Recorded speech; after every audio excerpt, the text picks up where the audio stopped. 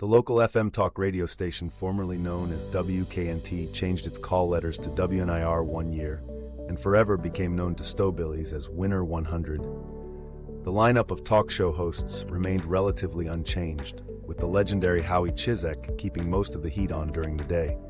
At night, however, the airwaves belonged to a perennially optimistic radio host named Jim Albrecht and his dating show. The dating show became 4 hours of the most riveting local radio ever produced, since there was every chance you knew either the caller or the prospective suitors personally. Although the host tried his best to enforce the first names only rule on air, there were always a few callers who inadvertently gave away the identity goods too soon, which in turn led to some serious ribbing at school the next week. The dating show followed a relatively straightforward format. A candidate over the age of 18 would call the WNIR studio number, where he or she might speak with a producer before being put on hold for the actual show. The host would be given a few basic facts. Line 1 is Carrie, 27 years old, from Streetsboro, and he would proceed to chat with her on air for about 10 minutes or so. It was usually enough time for listeners to get the idea that she was a genuine contender and did not reek of desperation and love's baby soft. After Jim and Carrie were through with the first interview, he would open the phone lines to prospective suitors. These callers presumably did not go through the same vetting process with a producer that Carrie did. These were often cold calls, with only a 5-second digital delay button standing between them and the general public.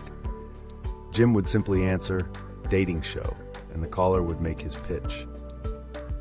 Sometimes the clicking sound we heard was Jim killing out an obscenity-laced rant, or adolescent callers who were clearly not in it to win it.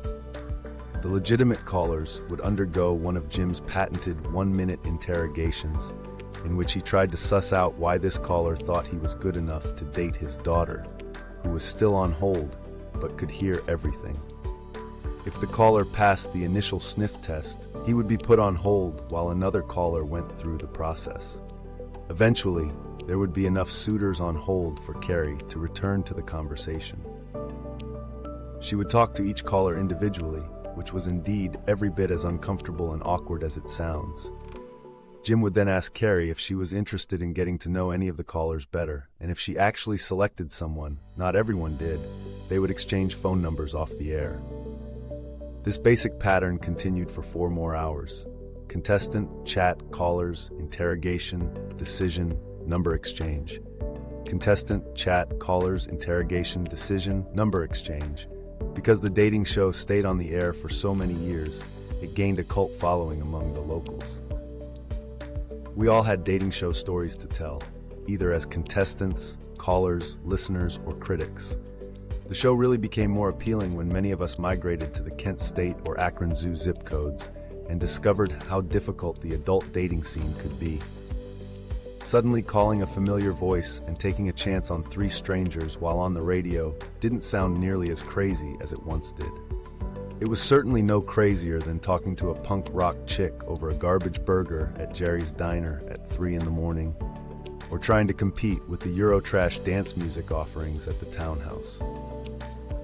At least the mission statement of the dating show included the idea of actually connecting with someone else who was also at home listening to the radio on a Friday night.